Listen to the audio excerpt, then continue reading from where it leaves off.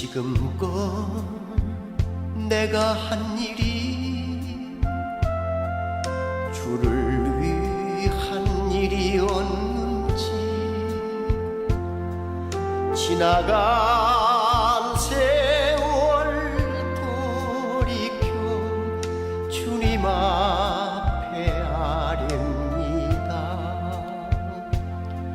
이 한 몸 주를 위하여 목숨 버린다 했으나 주의 영광 뒤로하고 나의 자랑 앞세웠으니 내가 가는 이 길이 주를 위한 것보다 예수 이름을 파는 가론 유다와 같습니다. 한평생 주를 위하여 변함없이 살겠다던 베드로 같은 믿음이 내게도 있었습니다.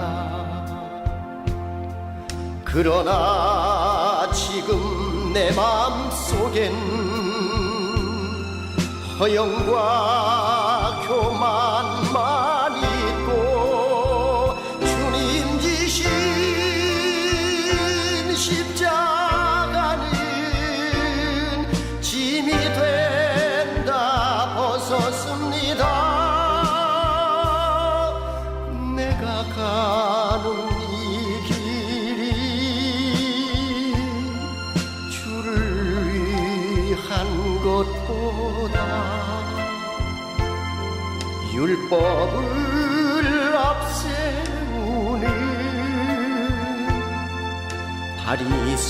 바리새인과 같습니다.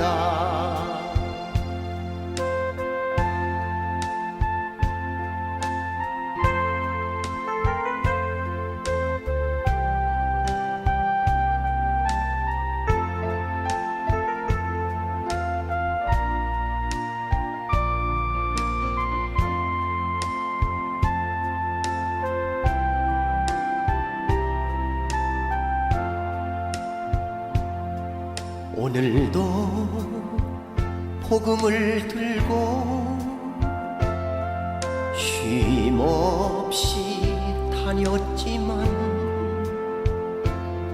성령의 불같은 인도 믿음 없이 전했습니다. 육신의 권고함 더하여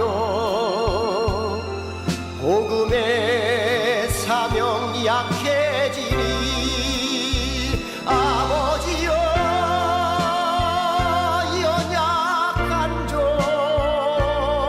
어찌해야 하오리까. 내가 가는 이 길이 영광의 길이라면 바울과 같은 믿음을 내게도 허락하소서. 내게도 허락하소서.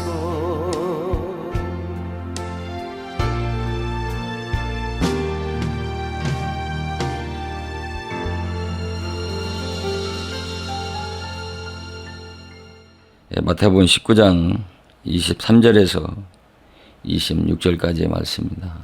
마태복음 19장 23절에서 26절까지의 말씀을 봉독해 드리겠습니다.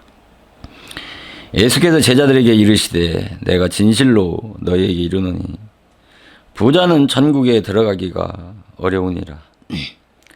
다시 너에게 말하노니 약대가 바늘기로 들어가는 것이 부자가 하나님의 나라에 들어가는 것보다 쉬우니라.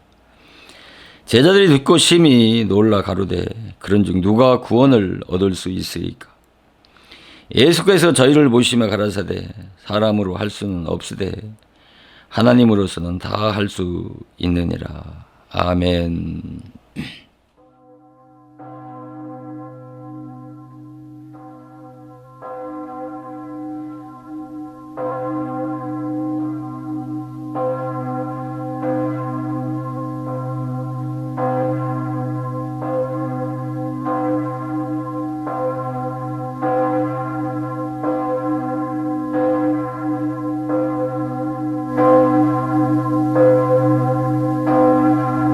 마태복음 19장 16절에서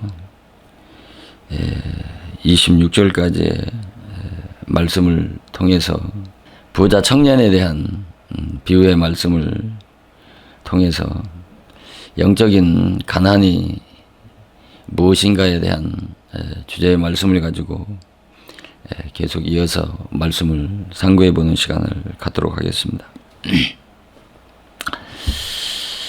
여기 마태복음 19장의 16절 말씀을 보면 어떤 사람이 죽게 와서 이르되 선생님이여 내가 무슨 선한 일을 하여야 영생을 얻을 수 있느냐라고 이렇게 묻습니다.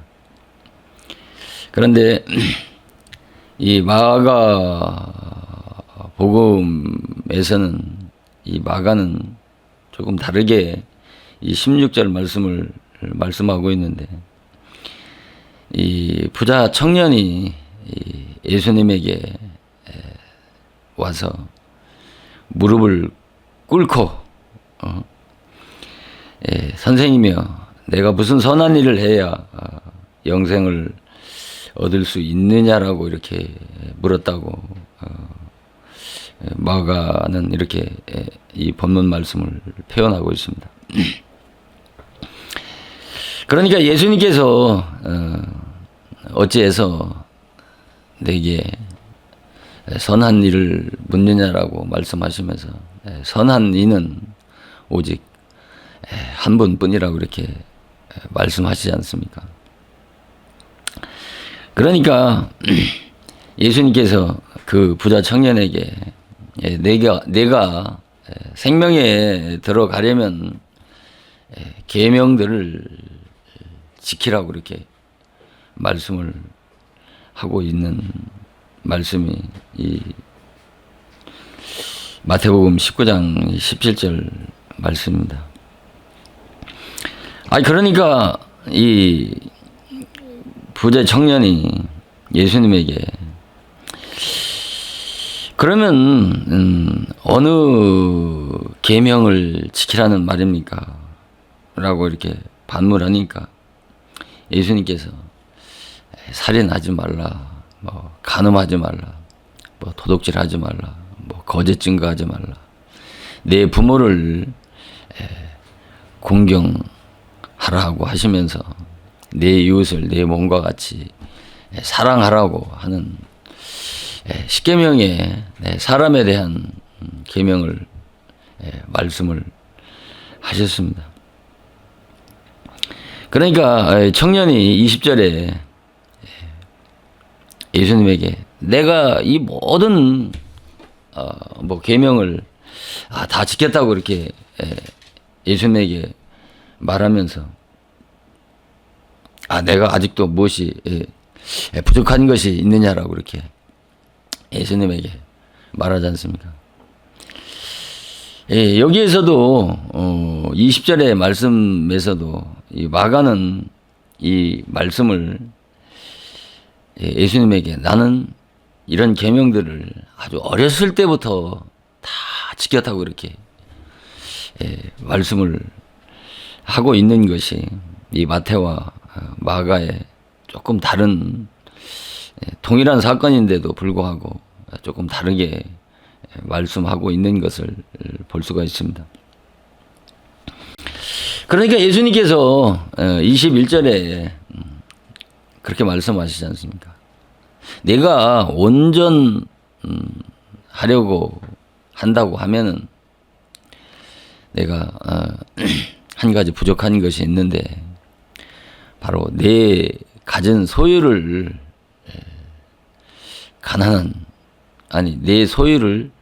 내 소유를 팔아 가난한 자들에게 주면 바로 하늘의 보화가 내게 있으리라고 이렇게 말씀을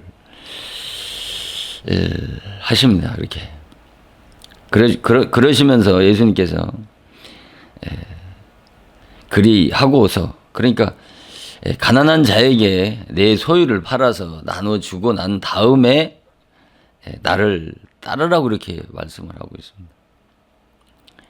그러니까 예수님을 따르기 위해서는 반드시 내가 가진 소유를 가난한 자들에게 나눠주지 않고는 나를 따를 수 없다는 그런 말씀이 아니겠습니까? 그러니까 22절에 그 청년이 재물이 많음으로 근심해서 이렇게 떠났다고 이렇게 말씀하시지 않습니까? 그러시면서 23절에 예수님께서 제자들에게 내가 진실로 너에게 이르노니 부자는 천국에 들어가기가 참으로 어렵다고 이렇게 말씀하시면서 또 예수님께서 다시 너에게 말하노니 낙타가 바늘기로 들어가는 것이 부자가 하나님의 나라에 들어가는 것보다 쉽다고 이렇게 말씀을 하니까 제자들이 이 말씀을 듣고 참으로 놀라서 그렇다면 누가 구원을 받을 수 있느냐고 이렇게 반문을 하시니까 예수님께서 26절에서 그 제자들에게 말씀하시기를 사람으로는 할 수 없다.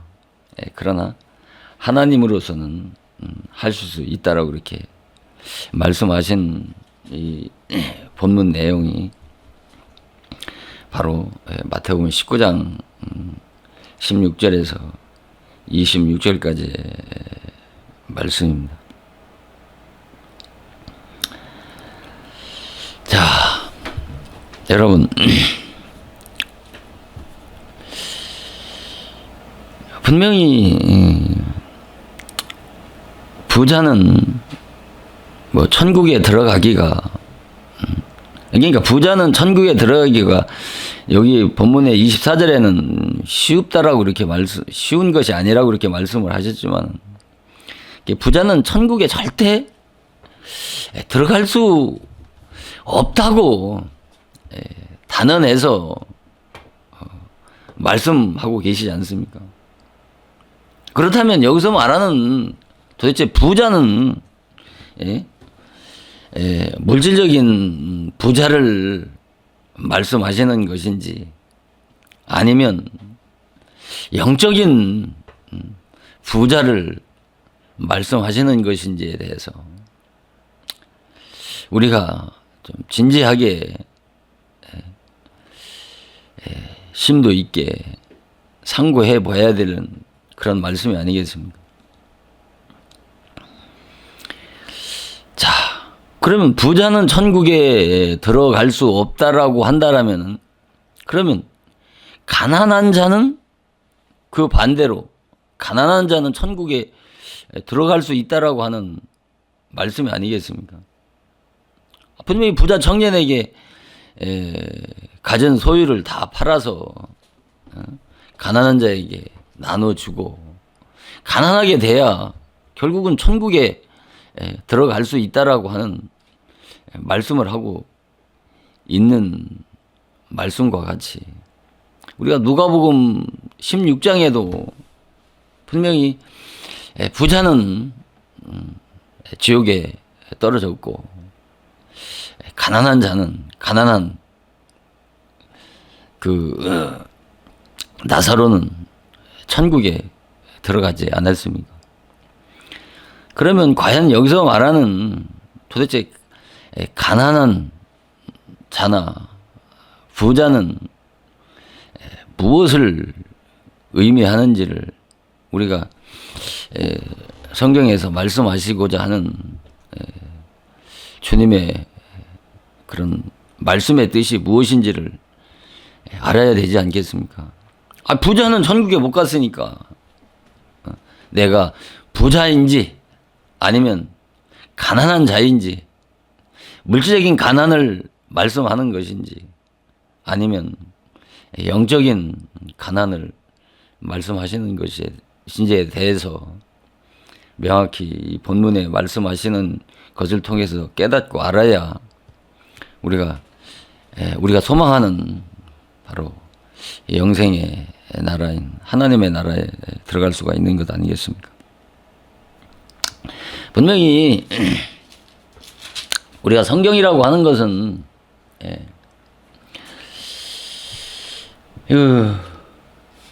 우리가 이렇게 성경은 우리가 하여튼 문자로 돼 있는 거 아니겠습니까? 문자로 우리가 뭐 한글을 알면은 뭐 누구나 읽을 수 있는 그런 활자로 기록되어진 것이 성경인데 우리가 성경을 문자로만 보면은 성경은 그 어떤 육신적인 이야기나 아니면 이스라엘의 역사책으로 많이 이해할 수밖에 없는 그런 한계에 봉착할 수가 있지 않겠습니까? 과연 성경은 육신적인 이야기나 이스라엘 역사를 기록한 그런 역사책이 아니라고 하는 것은 누구나 잘 알지 않습니까? 문자적으로 보면 육신적인 이야기고 육신적인 교훈의 메시지고 이스라엘의 역사를 기록한 말씀인 것은 사실이지만 그러나 성경은 이런 문자로만 성경을 보게 되면 이 문자 속에서 하나님의 그런 진리의 음성을 듣지 못하게 되면 이 성경에 대해서 논문 소경일 수밖에 없고 영적인 기머거리밖에 될 수가 없는 것이죠. 그러니까 성경에서 말하는 뭐 소경이나 기머거리는 어떤 육신적인 장애자들을 향해서 하시는 그런 말씀이 아니지 않습니까? 당연히 눈을 멀면 소경은 성경을 읽을 수 없는 것은 당연한 것이 아니겠습니까?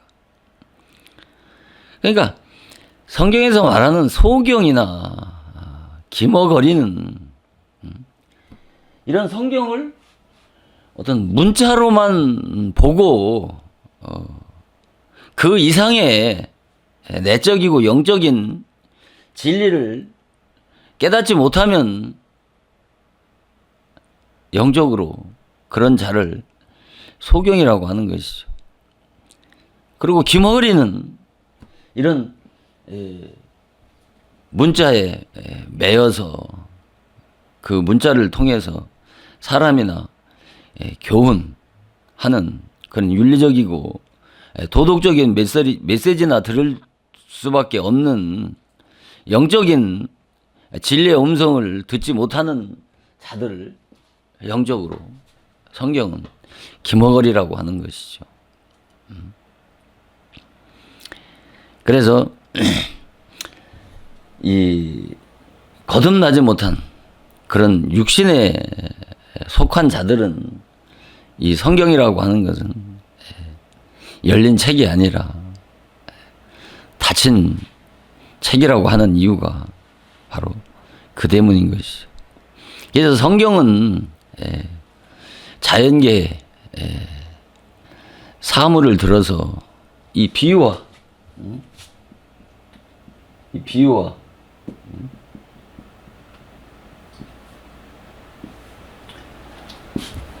수수께끼로 감추어 놓은 묵시기 때문에 바로 성령의 계시와 조명이 없으면 한 말씀도 내적이고 영적인 진리를 깨달을 수가 없는 것이죠. 그러니까 이 묵시라는 게 묵시. 우리가 선지서에서 보면은 뭐 예언이니 묵시니 환상이니 이런 이상이라고 하는 말들을 많이 나오지 않습니까? 어떤 분들 예언을 무슨 단순하게 그냥 어떤 초자연적인 은사에서 말하는 그런 예언이나 환상이나 뭐 이상 그 정도를 말씀하는 것이 아니고 이 예언이나 묵시나 환상이나 이상은 이 어근이 전부 같다는 것이죠. 예언이나 묵시나 환상이나 이상은 우리가 어근이라고 하는 것은 어떤 그 단어의 핵심이 되는 단어를 어근이라고 하지 않습니까? 뭐 어른스럽다라고 하면은 그 어른스럽다라고 하는 그 동사에서 어근은 바로 어른이 그 어근이지 않습니까? 그러니까 핵심이 되는 단어지요. 이거 뭐 어른이라고 하는 것을 빼면 말이 되지 않지 않습니까? 이렇듯이 이 묵시나 환상이나 이상은 이 어근이 같다라고 하는 측면에서 우리가 이 예언이라고 하는 뜻은 내뿜다, 뭐 발포하다, 원어적인 그런 뜻을 가지고 있습니다. 그래서 이 예언은 바로 하나님의 이 성경에서 예언이라고 하는 특히 계시록에서 예언이라는 말씀이 많이 나오지 않습니까? 이 예언의 말씀을 읽고 듣고 지키는 자를 복이 있다. 이 예언의 말씀을 읽고 듣고 지키는 자를 복이 있다고 하는 것은 어떤 선지서에 나오는 그런 선지서의 말씀을 읽고 듣고 지키는 자가 복이 있다고 하는 것이 아니라 바로 이 예언은 하나님의 영감을 받아서 말하는 것을 말하는 거예요. 하나님의 이 영감을 받아서 말한다고 하는 것이나 또한 성령에 의하여 말하는 것. 이 성령에 의해서 말하는 것이. 이것들 뭐냐? 그러니까 예언이나 묵시나 환상, 이상이라고 하는 것은 바로 성령의 조명과 계시에 의해서 하신 그 말씀, 이것을 예언이니 묵시니 환상이니 이상이라고 하는 것입니다. 바로 성령의 계시와 조명에 의해서 말씀하시는 그 말씀이 바로 예언이고 묵시고 환상이고 이상이란 말입니다.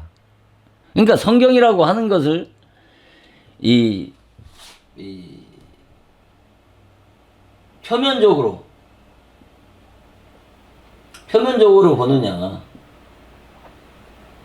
이면적으로 보느냐 이거예요. 성경은 표면적으로 보는 것은 문자로 보는 것이고 이면적으로 보는 것은 바로 성경을 내적이고 영적으로 보는 것이죠.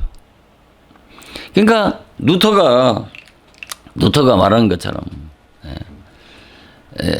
루터는 성경을 눈에 보이는 그런 문자로만 보지 않고 수박을 쪼개서 그 안을 들여다보고 그 맛을 보는 것이라고 말한 것처럼, 그러나 중세 시대에는 그 녹색만 보고, 수박의 그 녹색만 보고 만족했다는 것이죠.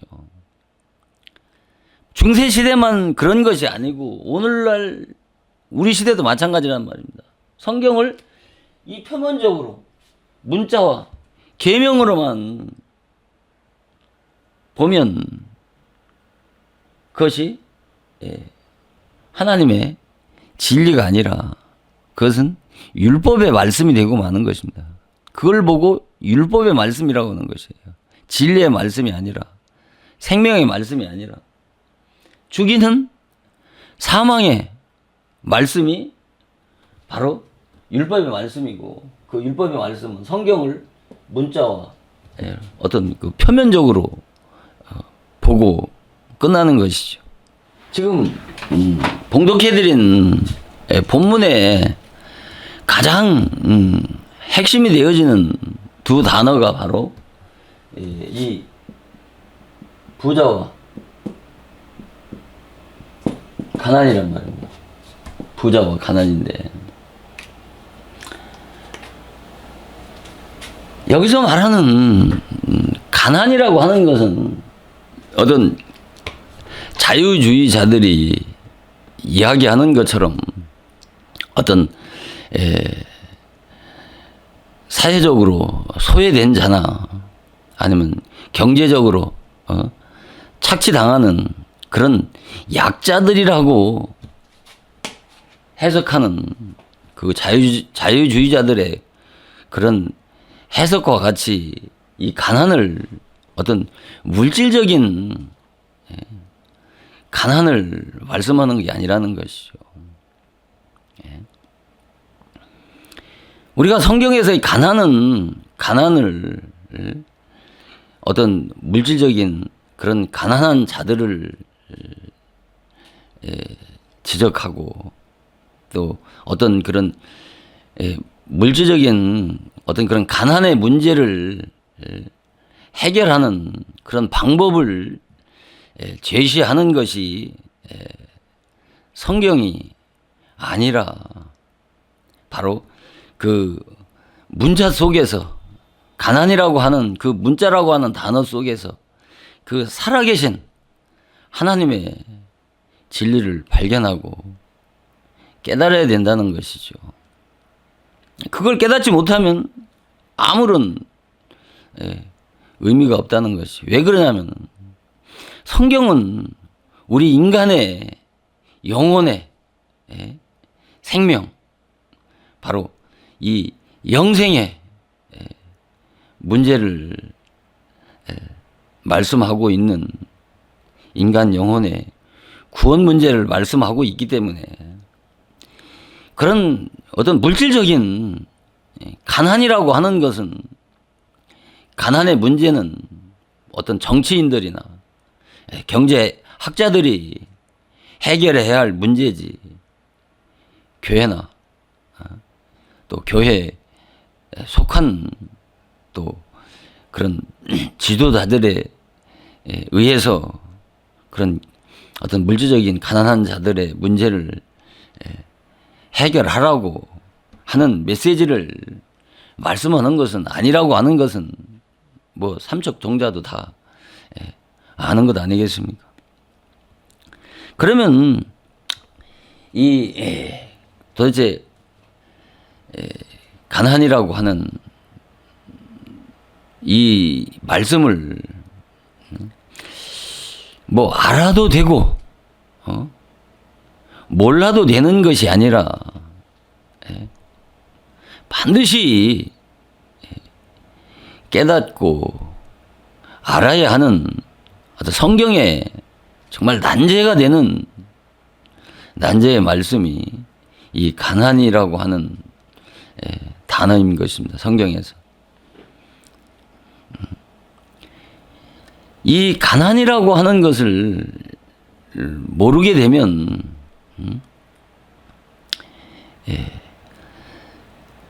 깨닫지 못하면 또 이 가난을 체험하지 못하면 뭐 가난을 체험한다. 가난에 대해서 뭐 깨닫고 이해한다라고 하는 것은 뭐 이해할 수 있을 뭐 이해 못할 것 없습니다만은, 그러나 이 가난을 체험하지 못하면 우리가 이 복음을 깨달을 수가 없는 것이에요. 가난에 대해서 바르게 이해하고 깨달아야 될 뿐만 아니라 이 가난을 체험하지 못하면 복음을 깨달을 수가 없단 말입니다. 복음을 깨달을 수 없다면은 뭐예요? 구원을 받을 수가 없단 말입니다. 그러니까 가난을 모르고는 기독교에 구원을 논할 수 없을 만큼 중요한 말씀이 이 가난에 대한 말씀이란 말입니다. 왜 예수님께서 예수님 앞에 무릎을 꿇어가면서 그 영생의 진리, 그 구원의 진리를 그렇게 간절하게 묻는 이 부자 청년에게 왜 예수님께서 그 구원의 진리를 말씀하지 못하시고 내 가진 소유를 가난한 자에게 팔아서 나누어 주어야 나를 따를 수 있다라고 하는 것은, 가난하게 되지 않고는 우리가 구원을 받을 수 없다는 말씀이 아니겠습니까? 그래서 반드시 이 가난에 대한 가난이 무엇인가에 대한 것을 명확하게 깨닫고 알아야 할 뿐만 아니라, 이 가난을 믿는 그리스도인이라면 반드시 이 가난을 체험해야 복음을 깨달을 수 있는 것이고, 그 복음을 깨닫지 못하면 바로 구원받을 수 없다고 하는 측면에서 정말 기독인이라면 반드시 이 부자 청년에 대한 이 비유의 말씀을 명확하게 깨닫고 알아야 한다라고 하는 것을 누누이 강조하는 그런 이유가 있는 것입니다. 그래서 전 시간에도 말씀을 드린 바와 같이, 아니 예수님께서 그 영생의 길, 구원의 길을 묻는 이 부자 청년에게 구원의 도리, 믿음의 도리를 가르쳐서 구원하시면 되는데 왜 계명을 지키라고 말씀하셨냐는 것이죠. 계명을 지켜라. 이 계명을, 그러면 우리가 계명 곧 율법을 지켜야 구원을 받을 수 있다는 말씀입니까? 또 우리가 누가복음 10장 26절 이하를 보면은 선한 사마리아 비유의 말씀이 나오지 않습니까? 율법사가 내가 무엇을 하여야 영생을 얻을 수 있느냐고 그렇게 반문하지 않습니까? 무엇을 하여야 영생을 얻을 수 있느냐 라고 말씀을 했을 때 내가 율법책을 어떻게 읽었느냐라고 그렇게 예수님께서 이 부자 청년에게 묻지 않습니까?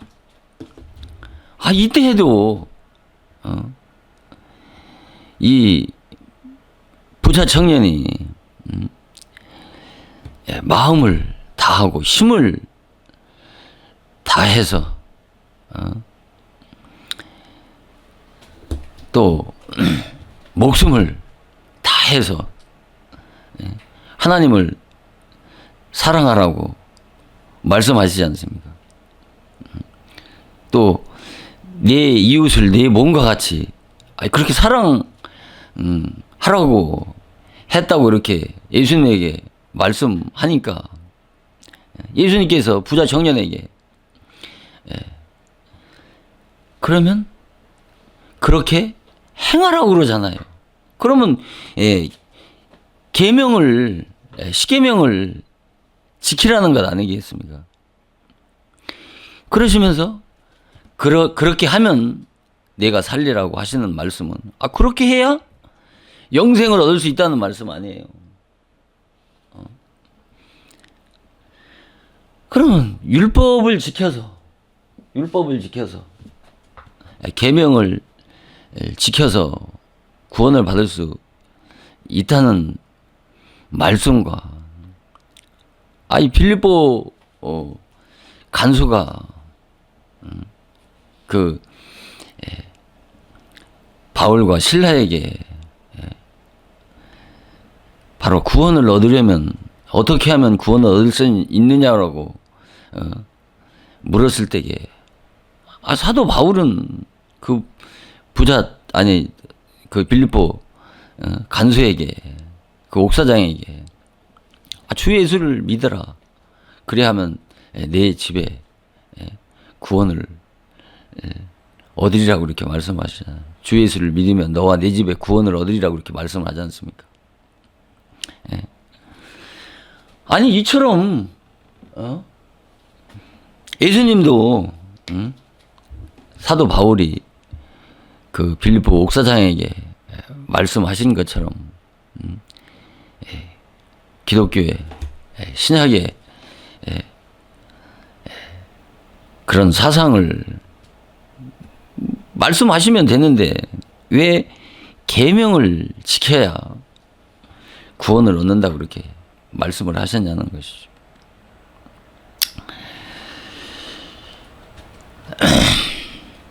전번에 말씀을 드렸던 것처럼 바로 부자는 천국에 들어갈 수가 없단 말입니다. 그런데 분명히 이 부자 청년은 바로 부자란 말입니다. 그러면 여기서 말하는 부자는 영적인 부자인지 아니면 어떤 육적인 물질적인 부자인지에 대해서 대부분이 물질적인 부자가 아니라고 하는 것은 다 동일하게 그렇게 강단에서 설교들을 합니다. 왜 그러냐면은 부자라고 해서 100% 어떤 물욕에 다 강한 것만 아니지 않습니까? 때로는 물질적인 부자라도 심령이 그렇게 물욕으로 가득 차지 않은 사람도 소수이긴 하지만 있을 수 있지 않습니까? 또 물질적으로 가난한 사람이라고 해도 오히려 부자보다 더 물욕에 눈이 어두워서 정말 그 물질적인 욕심이 부자보다 더 많은 경우도 있을 수 있지 않습니까? 또 가난하다 보면은 어떤 먹고 사는 일에 매여서 하나님을 떠나기도 하고 멀리하게도 되는 경우들이 얼마든지 있을 수 있다라고 하는 측면에서 바로 물질적인 가난과 부가 천국에 들어가고 못 들어가는 그런 기준점이 되어지는 것이 아니라는 말씀이죠. 그러니까 그렇다면 도대체 영적인 가난은 뭐냐 말이죠. 그런 영적인 가난은 다 영적인 가난, 심령의 가난을 말씀하는데 도대체 영적인 가난은 뭐냐 이거죠. 자, 우리가 마태복음 5장 3절에 보면 마태복음 5장 3절에 보면 심령이 가난한 자는 심령이 가난한 자는 천국이 저희 것이라는 것이죠. 자, 심령이 가난하면 천국에 들어갈 수 있다는 말씀 아니겠습니까? 분명히 여기서도 말하는 거 보면, 여기서도 말하는 말씀을 보면 분명히 어떤 물질적인 가난을 의미하는 것은 아니라고 보아지지 않습니까? 그래서 이것을 혹자들은 이 심령을 바로 이 진리로 해석을 해가지고 이 말씀을 어떤 진리가 없으면 그런 당장 죽을 것 같은 그런 어떤 절박한 그런 심령을 여기서는 가난한 자라고 그렇게도 해석을 합니다. 그러면 정말 진리를 간절하게 사모하고 어떤 갈망하는 그런 심령을 가난한 자라고 그렇게 해석해도 100% 틀린 것은 아니란 말입니다. 그러나 여기에서는 심령이 가난한 자는 천국이 저희 것이라고 하는 말씀은 그 정도의 이 본문의 내용이, 본문의 진리가 그 정도의 차원을 논하는 말씀이 아니라는 것이죠. 우리가 이 심령이라고 하는 것은 바로 이 헬라어로 이 호푸니마란 말입니다. 네.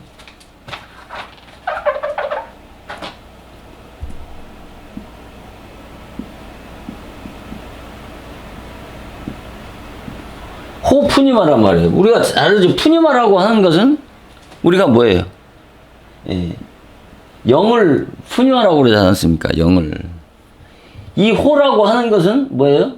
이 호는 정관사입니다. 정관사.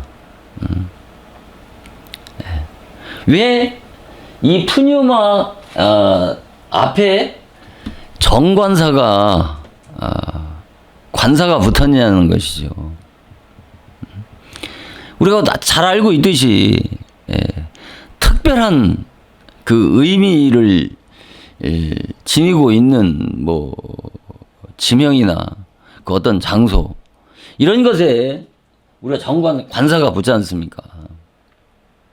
그러니까 여기서 심령이라고 하는 것은 푸념한데 왜 여기에 가난한 심령에 정관사가 붙었냐는 것이죠. 혹자가 말한 것처럼 진리가 없으면 당장 죽을 것 같은 그런 간절한 절박한 심령을 이 가난한 자라고 얘기하는데, 바로 여기에서는 이 가난한 자라고 하는 것은 바로 복음을 받을 수 있도록 어떤 그런 준비된 심령을, 바로 여기서는 심령이기 때문에 호푸니마라고 하는, 그 가난한 자 앞에 호푸니마라고 하는 이 정관사가 붙은 것입니다. 이 말은 복음을 받을 수 있도록 준비되어졌다라고 하는 이런 그 말들을 잘 이해를 해야 되는 것입니다. 그러니까 율법을 통해서 죄를 깨닫게 되면 바로 지정의 그런 도덕성이 어떤 최정점까지 자라고 무르익어서 이 영이, 그러니까 여기서 말하는 이 심령은 영인데 바로 마음, 이 마음이란 말이에요. 마음. 영이나 여기서 영이나 마음이나 같은 뜻이란 말입니다. 그러니까 마음이 이 죄, 이 혼은 또 죄란 말입니다. 이 마음이 이 그 죄를 온전히 이기려고 애쓰고 힘써 보지만 이 죄를 이기지 못하고 이 마음, 그 영이 육체에 갇혀서 바로 로마서 7장 24절의 말씀처럼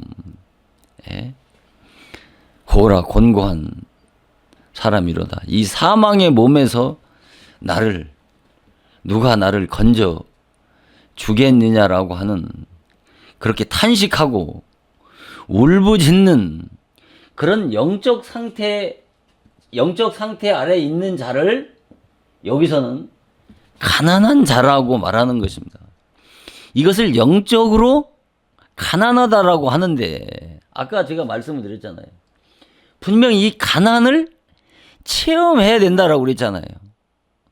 이 체험이 바로 이거예요. 율법을 통해서 죄를 깨닫고, 그 깨달은 자가 어떤 인격이 최정점까지 성장하고 무르익은 자가 이 마음, 그 영이, 이 죄를 온전히 이겨보려고 애쓰고 힘써 보지만 그 죄를 이기지 못하고 자기 마음 안에서 자기 자신에 대해서 절망하고 좌절하고 있는 그런 영적 상태 아래 있는 자를 가난한 자라고 말하는 것입니다. 가난한 자. 그러니까 율법을 통해 죄를 깨닫고 바로 어떤 율법의 그 율법 신앙의 한계를 깨달은 자가 의에 줄이고 목마른 자. 이 의에 줄이고 목마른 자. 의에 줄이고 목마른 자를 가난한 자란 말입니다. 바로 팔복에서도 뭐라고 그럽니까? 팔복에서도 의에 줄이고 목마른 자는 배부름을 얻을 것이라고 그렇게 말씀하잖아요. 그럼 의에 줄이고 목마르다는 게 뭐예요? 많이들 인용하잖아요. 뭘 보고 의에 줄이고 목마르다는 거예요? 의에 줄이고 목마르다라고 하는 것은 내가 아직 거듭나지 못한 율법 아래에 있는 자가 죄와 싸워서 그 죄를 이겨서 내가 의롭게 되고 거룩하게 되려는 간절한 그런 소원을 가진 자, 내가 온전히 의롭게 되려, 내가 온전히 그리스도의 의로운, 그리스도 앞에 내가 온전히 하나님이 인정할 만한 그런 의로운 자가 되려고 하지만은 그 의롭게 되지 아니하는 그런 문제를 가지고 자기 자신에 대해서 한탄하고 절망하고 좌절하고 있는 그런 영적 상태 아래 있는 자를 의에 줄이고 목마른 자란 말이에요. 이런 자들을 뭐라는 거예요? 심령이 가난하단 말이에요. 그래서 체험해야 된다는 거예요. 이것을 내가 실제로 체험해 봐야 되는 거예요. 체험해야 이런 자에게 뭐예요? 하나님은 이런 자에게 구원의 선물을 주시기 때문에 그런 거란 말입니다. 이런 자, 의에 줄이고 가난한 자에게만 구원의 선물을 주신단 말입니다. 성경에 이런 자들은 어떤 자들이에요? 바로 잃어버린 영혼이고, 누가복음 16장에 나오는 그 부자 상에서 떨어지는 그 부스러기로 배불리는 거지 나사로, 이런 자들을 심령이 가난하다고 하는 것이고, 그 성전 미문에 앉아서 구걸하는 그 앉은 방이, 이런 자들을 심령이 가난하단 말이에요. 이런 자에게 뭐를 준다는 거예요? 천국이라고 하는 단어는 예수 그리스도를 말씀하는 것이고, 뭐 물리적인 천국도 말씀하지만은 여기서 말하는 천국은 천국의 주인공 대신 예수 그리스도, 이런 심령에 바로 하나님께서 성령과 바로 믿음을 선물로 주셔서 그 심령에 그리스도 성전을 완성하신다는 말씀이란 말입니다. 이것을 심령이 가난한 자라고 이렇게 말씀하는 거란 말입니다. 그래서 자 보세요. 여기 그리스도의 가난은 죄와 사망으로 인한 양심의 절망이다. 이것은 바로 그 산상수훈이나 팔복의 주제가 되어지는, 아니 성경의 전체의 주제가 되어지리만큼 중요한 말씀이란 말입니다. 이것은 제가 한 게 아니고 루터가 한 말씀을 제가 인용하는 거예요. 저도 복음을 깨닫고 나니까 그전에는 이게 도대체 뭔 소린가? 그리스도의 가난은, 그러니까 그리스도의 가난이라고 하는 것은 뭐야? 그리스도인의 가난은 죄와 사망으로 인한 양심의 절망이라고 하는 것은 뭐예요? 죄와 사망이 뭐예요? 죄와 사망이. 죄와 사망. 율법의 본질이 죄와 사망이란 말입니다. 율법의 본질이. 그러니까 율법의 본질이 죄와 사망이라고 하는 것은, 율법은 사망의 법이란 말입니다. 그러니까 율법을 통해서 죄를 깨닫게 되면 어떻게 해요? 자기 자신에 대해서, 자기 자신의 그런 본질과 적나라함을 깨닫게 되면은 내 양심이, 이 양심이 죄로 인해서 양심이 자기 자신에 대해서 절망하게 되는 걸 말하는 거란 말이에요. 내 양심이 절망한다는 것은 뭐예요? 내 자신이 그리스도 앞에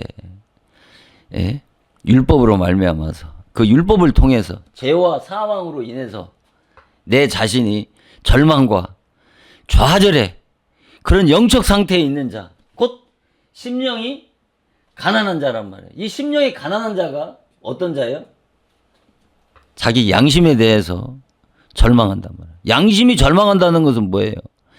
내 양심대로 계명과 율법을 지켜 행할 수 없다고 하는 그 율법 신앙의 한계를 깨달은 자가 바로 자기 자신에 대한 그 양심의 절망을 말씀하는 것이란 말입니다. 양심의 절망. 이것을 내가 체험을 해야 된다. 체험을 해야 된다니까. 율법 아래서. 이러한 체험 없이 복음을 이해할 수가 없단 말입니다. 기독교의 구원을 받을 수가 없단 말이에요. 그러면 이런 말씀이 필요가 없지요. 심령이 가난한 자는 천국을 얻을 수가, 심령이 가난하지 않은 건 천국을 들어갈 수가 없다는 말 아니에요. 가난이 뭔지도 모르는 그런 무벌층이, 무식한 사람에게 아무리 복음을 내쳐봐야 울리는 괭과리와 소리나는 구리밖에 안 된다니까요. 그러니까 그리스도의 가난은 죄와 사망으로 인한 양심의 절망이라고 하는 이 정도의 문장은 내 마음에 영원히 깊이 아로사겨 심어져 있을 수 있는 그런 깨달음을 가질 수 있는 그런 수준의 정도는 돼야 여러분들이 이런 말씀들을 이해하고 깨달을 수가 있단 말입니다. 그래서 예수님께서 아까 말씀하셨잖아요. 그러면 예수님이 왜 계명을 지키라고 그랬냐 말이에요. 그리고 율법사에게도 계명을 지켜라. 그리하면 살리라고 그러잖아요. 그리하면 살리라고 하는 것은 무슨 말이에요? 영생에 들어가리라고 하는 말씀 아니겠습니까? 부자 청년은 율법을 주신 것은, 이 부자 청년이 예수님 앞에 무릎을 꿇고 이 영생의 진리를 물은 것은 얼마나 그가 영생에 대한 그런 절박한 어떤 절체절명의 심정을 가진 그런 영적 상태에 있는 자라고 하는 것을 증명을 하지 않습니까? 여러분들 가운데 이런 영생의 문제 때문에 정말 이 부자 청년과 같은 그런 절박한 심정을 한번 가져보고 구원을 받았느니 안 받았느니라고 하는 문제를 가지고 논할 수 있는 것이지. 그러니까 이 부자 청년이 뭐라고 그랬어요? 부자잖아요. 그것을 버리지 않으면 어떻게 해요? 그것을 포기하지, 가난하게 되지 않으면 어떻게 한다는 거예요? 부자 청년에게 영생을 줄 수가 없기 때문에 그를 사랑하지만, 마가는 예수님이 그를 사랑함으로 가서 그에게 내 소유를 팔란 말입니다. 팔라고 그러는 거예요. 팔라고 하는 것은 무슨 말일까요? 팔라고 하는 것은. 기브 앤드 테이크라니까. 그것을 버려야 얻을 수 있는 거란 말이에요. 이게 율법은 조건이란 말입니다. 율법은 버려야 얻을 수 있는 거란 말이에요. 버리지 않으면, 포기하지 않으면, 죽지 않으면 얻을 수가 없단 말이에요. 그래서 율법을 통해서 죄로 인한 고통과 죽음의 체험이 없이는 구원에 대한 간절한 갈망과 소원을 가질 수 없기 때문에 그에게는 구원의 선물을 주실 수가 없는 거란 말입니다. 그러니까 분명히 죄와 사망으로 인한 율법을 통해서 양심의 절망, 이 양심의 절망은 영적인 죽음을 말하는 거란 말입니다. 이런 영혼을 잃어버린 영혼이라고 말하는 것입니다. 잃어버린 영혼이라고 하는 것이라. 그러니까 부자 청년에게 왜 계명을 지키라고 그런 거예요? 바로 그 부자 청년이 자기가 가난하게 돼서 이 양심의 절망이라고 하는 그런 영적 수준까지 내가 이르러야 된단 말이에요. 어떤 자와 같이? 아까 말씀드린 것 같이 세리나 창녀, 잃어버린 영혼, 거지 나사로와 같이 구걸하는 안진뱅이와 같은 그런 영적 상태에 있는 자들, 그런 자들에게는 어떻게 구원을 베풀어 주셨지만 이 율법사, 율법의 의인이라고 하는 율법으로는 후원과 티가 없는 이들에게는 계명을 지키라고 했단 말입니다. 율법을 주신 목적은 율법을 통해서 율법사들과 같이 바리새인들과 같이 율법의 의를 자랑하는 것으로 만족하게 해서 그 율법의 의로 구원하려고 하신 것이 아니라 율법의 궁극적인 목적은 율법을 주신 그 목적은 바로 죄와 사망으로 하는 양심의 절망. 율법을 통해서 자기 자신에 대해서 구원이 필요한 자기 자신에 대해서 절망하고 좌절하는 그 영적 상태까지 성장을 해야 되는 거란 말이에요. 그러니까 아까 심령이 가난한 자라고 하는 것이 바로 심령을 가난한 자는 다 영적인 가난이라고 그런단 말이에요. 그리고 아까 혹자가 말한 것을 인용했잖아요. 그 심령은 진리로 보고 진리가 없으면 어떻게 한다고요?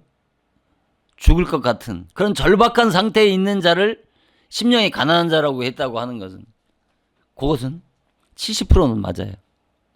그러나 여기에서 말씀하시고자 하는 것은 바로 그런 차원을 하나님이 원하시는 요구하시는 진리는 그 차원이 아니고 바로 이 죄와 사망으로 인한 이 양심의 절망이라고 하는 그런 영적 상태, 영적인 가난한 자까지 일을 해야 그러니까 양심의 절망, 자기 자신에 대해 절망하면 뭐예요? 자기 자신에 대해 절망. 절망하게 되면 거기엔 뭐가 있어요? 무잖아요, 무. 기독교의 구원은 바로 무로부터 하나님의 창조 역사는 무로부터 시작되어진다니까요. 이 시공간에 아무것도 없는 곳에 이 물질 세계를 창조했다는 말도 되지만 여기서 말하는 것은 전부 다 영적인 창조란 말입니다. 바로 우리 안에 그리스도의 나라, 하나님의 나라를 이루기 위해서는 바로 우리 안에 나를 비우지 않으면, 무가 되지 않으면 영적인 창조를 할 수가 없단 말입니다. 그러니까 부자 청년에게 네 소유를 팔아서 가난한 자에게 나눠주라고 하니까 근심이 돼서 돌아갔다고 그러지 않습니까? 근심이 돼서 돌아갔다고 그러잖아요. 여기서 말씀하시고자 하는 영적인 진리의 메시지는 그가 어렸을 때부터 다 지켰다고 그러잖아요. 그러나 분명히 마태복음 22장 34절에 율법과 선지자의 강령이 뭐라고 그랬습니까?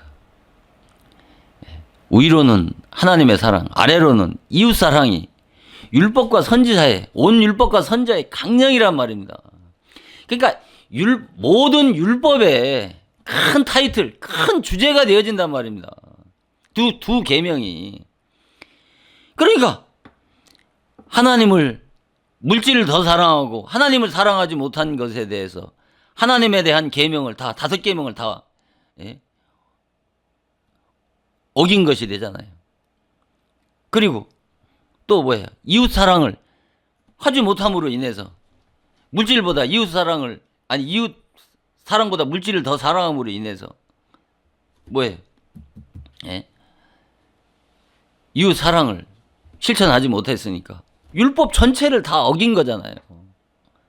그를 이 부자 청년에게 깨우쳐 주는 것뿐만 아니라 오늘날 믿는 그리스도인들에게 율법의 의로 구원을 받으려고 하는 자들에게 주시는 아주 중요한 진리란 말입니다. 그러니까 바로 내가 부하게 되면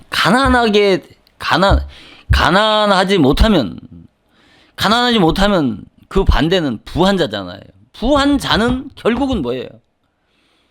율법 전체를 다 어긴 것과 똑같단 말입니다. 내가 수십억을 뭐 사회에 환원하고 기부했다 할지라도 그거 하나 가지고 의롭다고 칭찬 받을 수 있을지는 모르지만은 그러나 하나님의 절대적인 진리 앞에서는 아무것도 아닌 것이죠. 그러니까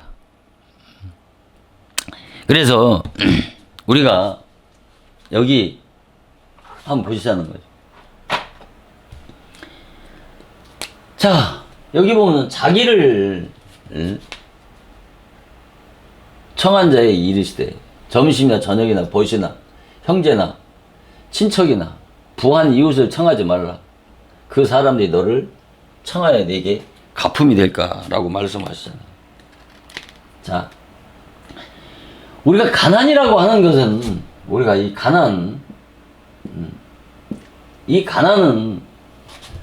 헬라어로 푸토코스와 페네스라고 하는 두 단어가 있어요. 히브리어 이 푸토코스나 페네스라고 하는 단어와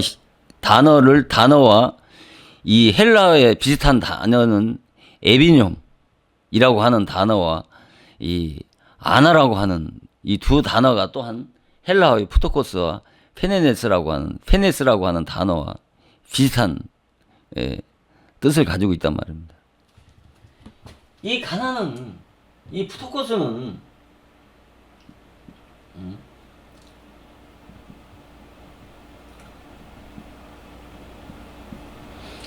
이 푸토코스라고 하는 단어가 있고 페네스라고 하는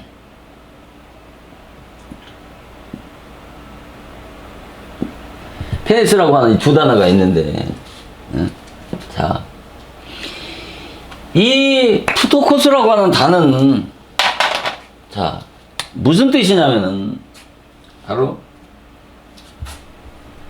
우리가 거지나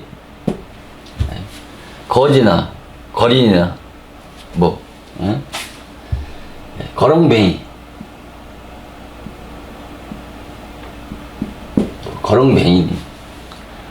또 빈곤한 자, 뭐 현대어적으로 말한다면은 뭐 노숙자 같은 사. 또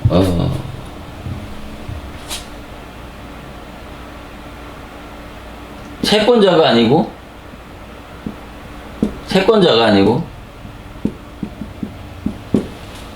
채무자, 괴로워하는 자,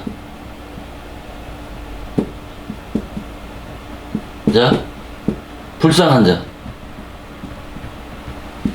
한 사람. 이 푸토코스라는 단어는 거지나 거린이나 뭐 거렁뱅이, 뭐 빈곤한 자, 또 뭐 노숙자와 같은 자인데 채권자가 아니라 채무자, 괴로워하는 자, 이런 불쌍한 자라는 뜻이에요. 그러니까 우리가 이 단어로만 봐도 어떻게 해요? 이런 사람들은 이런 것을 뭐예요? 이런 자들은 절대적인 가난한 자란 말이에요.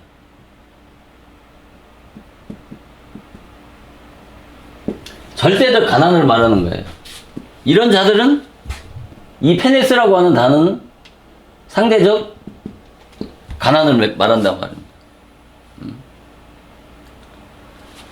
그러니까 이런 자들은 뭐예요? 어떤 국가나 사회에 도움이 없이는 살 수 없는 어떤 절대적 가난한 자를 말하는 거 아니겠어요? 거지나 뭐 거리나 뭐 거렁뱅이나 뭐 빈곤한 노숙자나 이런 자들은 뭐예요? 어떤 사회에 제3자의 도움을 받지 않고는 살 수 없는 자들이잖아요. 자, 채권자가 아니라 채무자란 말입니다. 그 빚만 있는 거예요. 빚밖에 없잖아요. 응? 자기 재산이 없단 말입니다.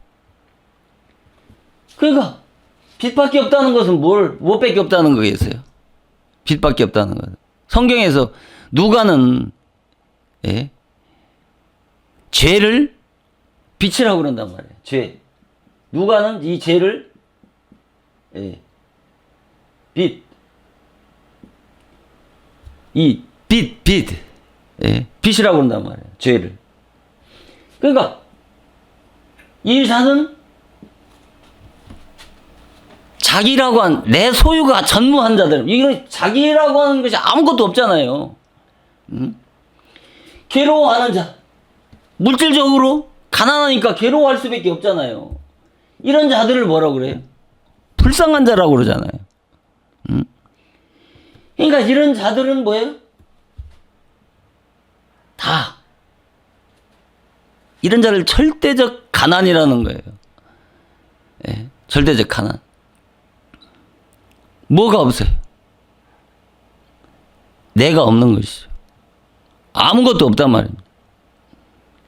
이게 푸토코스란 말이에요.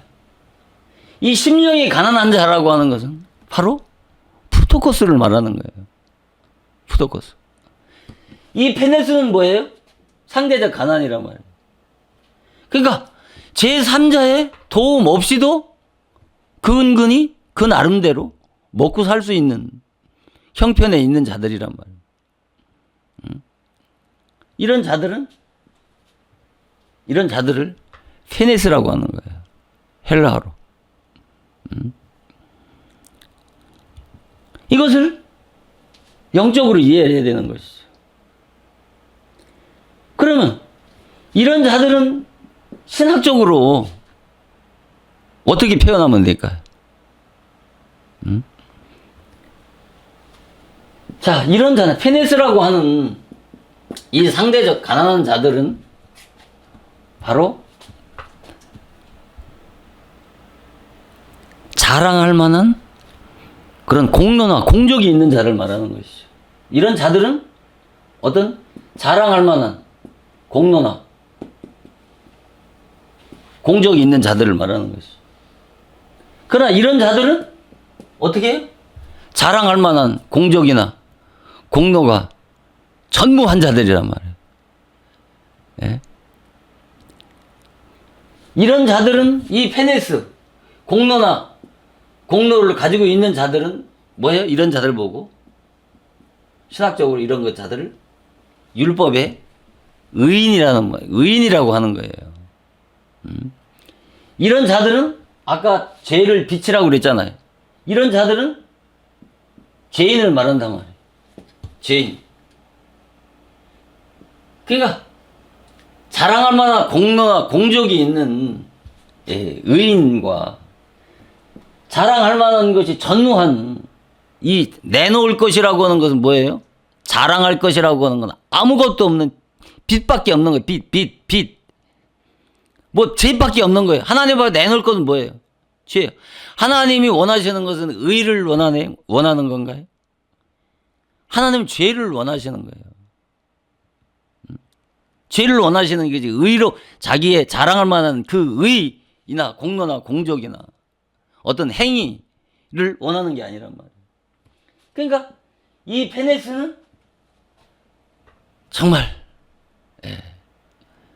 구원이 필요한 자기 자신이 절망적인 죄인 그리스도만 필요하신 분이고 이런 자랑할 만한 공로나 공적 이 의롭다고 하는 이 페네스라고 하는 단어는 그 나름대로 하나님 앞에 give and take죠. 그래서 하나님 앞에 내가 뭔가를 그래도 하나님 앞에 내놓을 수 있다라고 생각을 하는 거예요. 이런 자들은 구원을 받을 수 없다니까요. 이 푸토코스의 영적 상태 아래 있지 않으면 절대적 가난이라고 하는 영적 상태 아래 있지 않으면 구원을 받을 수가 없단 말입니다. 자 보세요. 이 본문을 보시란 말이에요. 왜 하나님이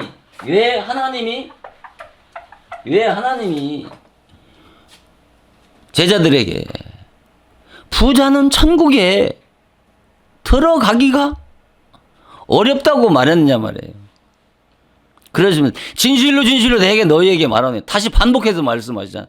예수님께서 아주 중요한 말씀을 하실 때는 항상 반복해서 말씀하시는 말씀이 성경에 많이 나오잖아요. 부자가 천국에 들어가기가 약대가 낙타가 바늘기로 들어가는 것이 오히려 쉽다는 것이죠.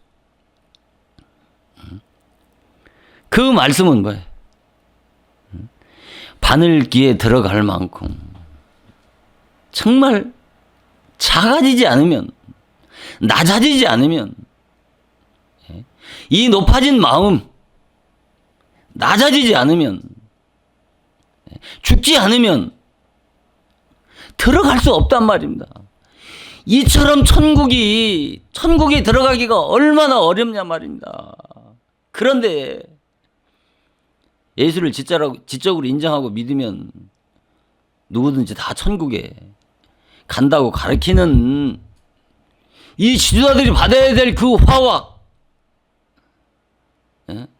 그 재앙을 어떻게 하려고 하는 것인지 모르니까 그런 거예요. 무지하니까.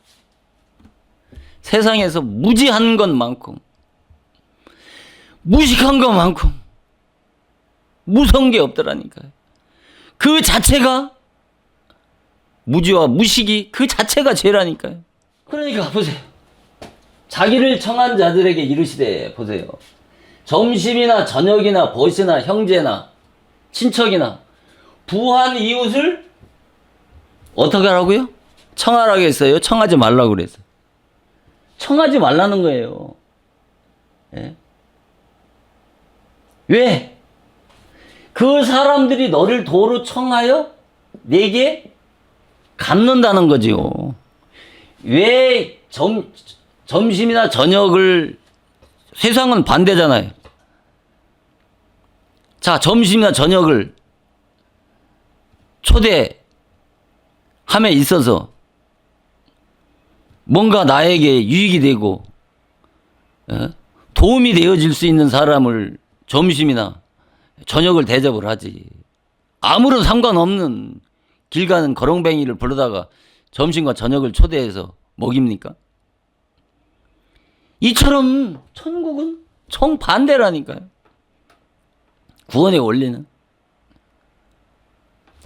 왜? 그 사람들이 너를 청하여 내게 갚는다는 게 뭐예요? 이 사람들은, 이 부한 사람들은 어떤 사람이기 때문에 그런 거예요? 자랑할 만한 공로와 공적이 있단 말이에요. 예수님, 천국에 예수님이 이런 부한 자들을 불렀을 때, 야, 참 세상에 있을 때 참 수고 많이 했다라고 하면, 아, 예수님, 그렇죠. 내가 이것도 하고 저것도 하고 이런 자랑할 만한 것을 내놓으면 예수님의 공로와 예수님의 공적이 어떻게 돼요? 뒤바뀔 거 아니에요. 그러니까 갚을 것이 없는 나는 갚을 것이 전무하다. 예수님 앞에 가면 나는 내놓을 것은 예수님 앞에 무엇밖에 없다? 죄밖에 없단 말입니다. 죄밖에 없으니까 갚을 것이 있어요, 없어요?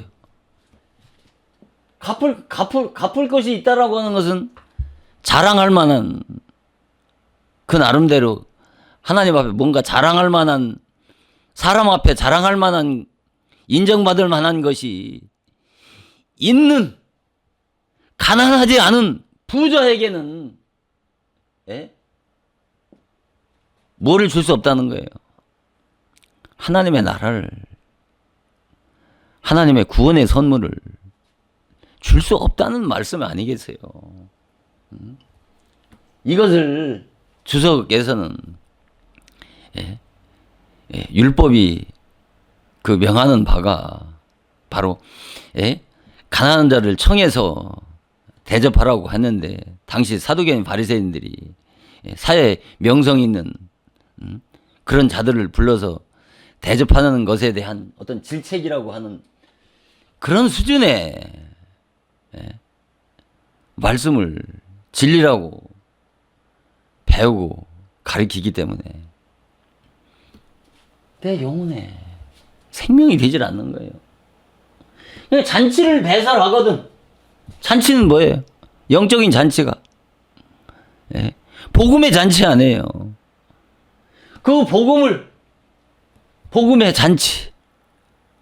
우리는 매 주일 교회 나오면 영적인 잔치가 돼야 되는 거예요. 뭐로? 하나님의 말씀으로.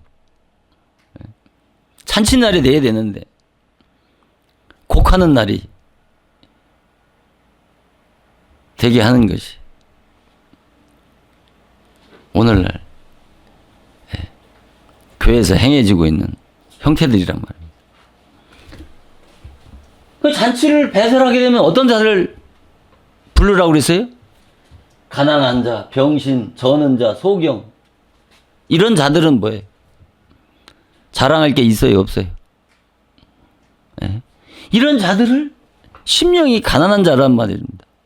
이런 심령이 가난한 자들에게 잔치를 배설하라는 것이죠. 그렇지 않으면 이런 자들이 복음 앞에 나오지도 않지만 불러도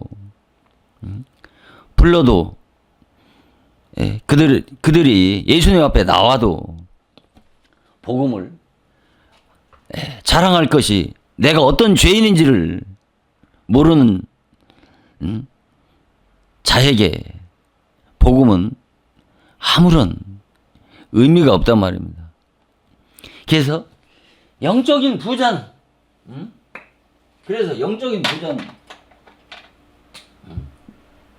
이 영적인 부자와 가난한 자는 부자는 내가 죄인이라고 하는 걸 깨달은 자고 아니 죄인이라고 하는 것을 깨닫지 못한 자고 가난한 자는 내가 죄인이라고 하는 것을 깨달은 자가 영적인 부자와 가난을 말씀하는 것이란 말이에요. 그래서 저희가 뭐야? 갚을 것이 없는 거로 뭐가 된다? 복이 되어진다는 거예요. 저희가 갚을 것이 없는 거로 복이 된다는 것은 뭐예요? 이런 자들은 병신, 가난한 자, 병신, 저는 자, 소경 이런 자들은 영적으로 가난한 자들이니까 뭔가 잔치날에 받아 먹어도 내놓을 게 없는 거예요. 가난하니까. 그러니까 이런 자들은 복이라는 것이죠. 그러나 이 점심이나 저녁 벗이나 형제나 자매나 친척을 또 부한 이웃을 이 부한 이웃들은 어떻게 돼요? 복이 아니라 저주가 되는 것이죠. 의인들이 부활 시에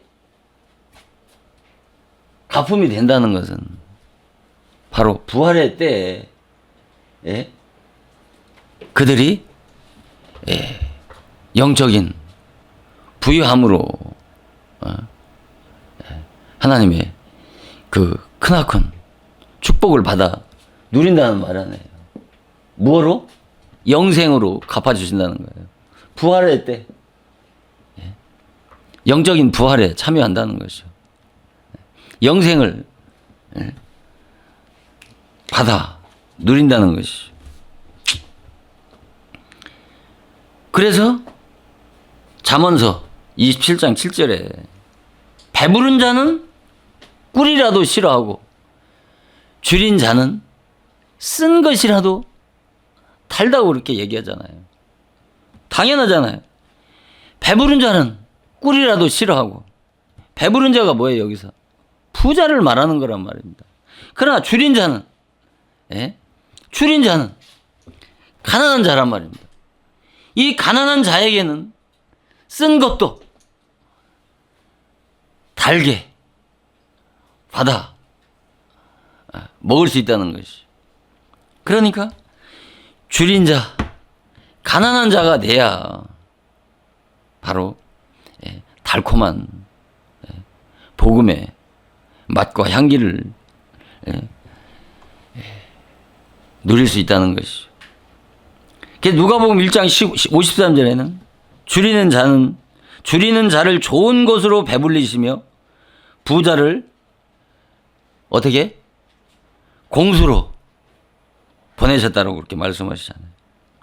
줄이는 자를 좋은 곳으로 배불리시며, 줄이는 자가 바로 가난한 자란 말이에요.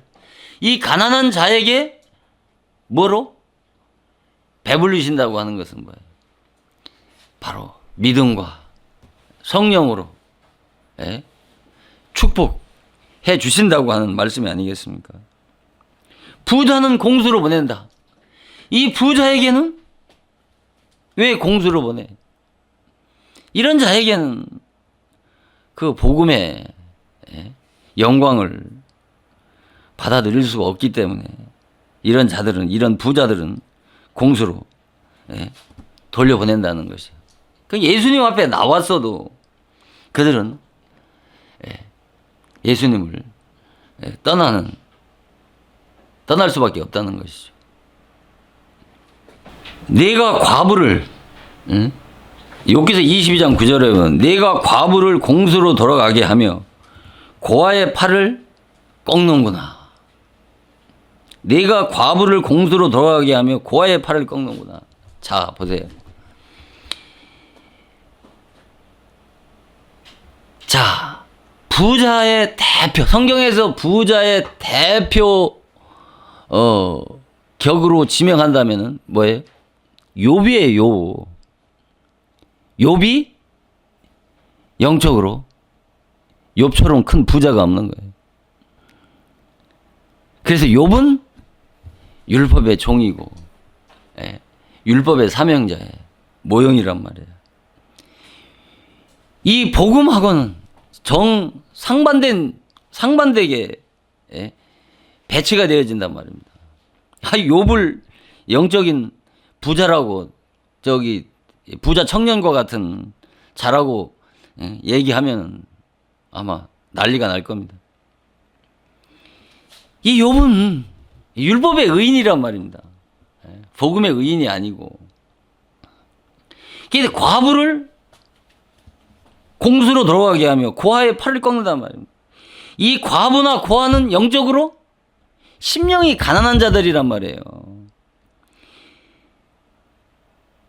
자, 욥기서 22장 9절에는 이렇게 말씀하시는, 자, 이 욥이 정말 과부를 공수로 돌아가게 하고 고아의 팔을 꺾었냐 말이에요. 자, 욥기서 31장 16절에 볼까요? 욥기서 31장 16절에 보면은 욥이 하는 얘기예요, 지금. 내가 언제 가난한 자의 소원을 막았던가? 과부의 눈을 실망케 하였던가? 나만 홀로 식물을 먹고 고아에게 먹이지 아니하였던가? 실상은 내가 젊었을 때부터 고아를 기르기를 그 아비처럼 하였으며 내가 모태에서 나온 후로 과부를 인도하였느니라. 욥기서 31장에서는 그가 정말로 어떻게 해요?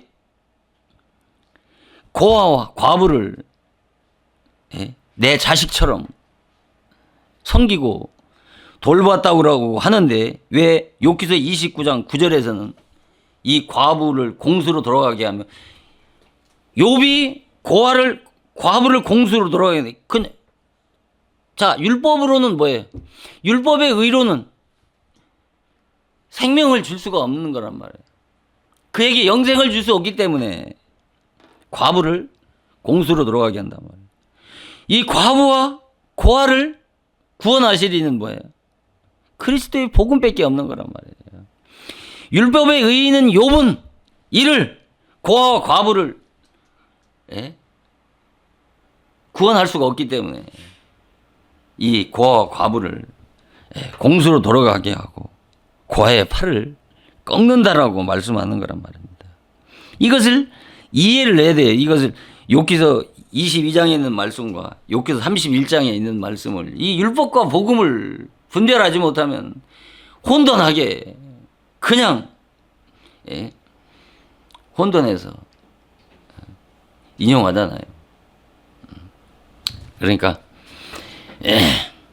이 마태복음 19장에 있는 말씀을 토대로 해서 성경에 나오는 가난한 자와 부자에 대한 말씀, 어느 말씀도 이 정도의 기초만 다지게 되면 모든 성경에 나오는 창세기부터 계시록까지 나오는 부자와 가난에 대해서 명확하게 이해하고 깨달을 수 있고 설교를 할 수 있기 때문에 이 방송을 듣는 분들 가운데 이 마태복음 19장 말씀을 깊이 있게 성령의 진리의 음성을 듣고 깨닫는 은혜가 있기를 축원을 드리면서 오늘 말씀을 마치도록 하겠습니다. 잠깐 기도하시고 축도하심으로 오늘 말씀을 마치도록 하겠습니다. 잠깐 기도하시겠습니다.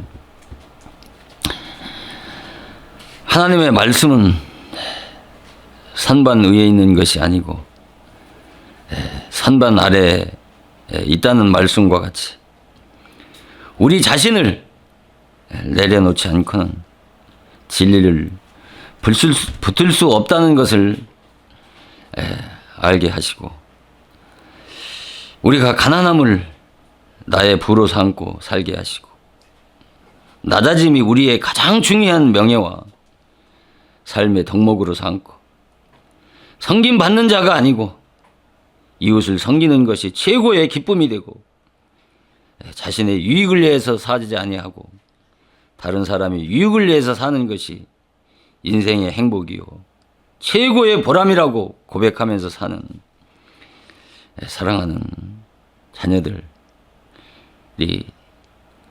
늘 하나님의 진리의 음성을 듣고 사는 임마누엘 복된 자녀들이 다 되어질 수 있도록 예수 그리스도의 거룩하신 이름으로 간절히 기도드리옵나이다. 아멘.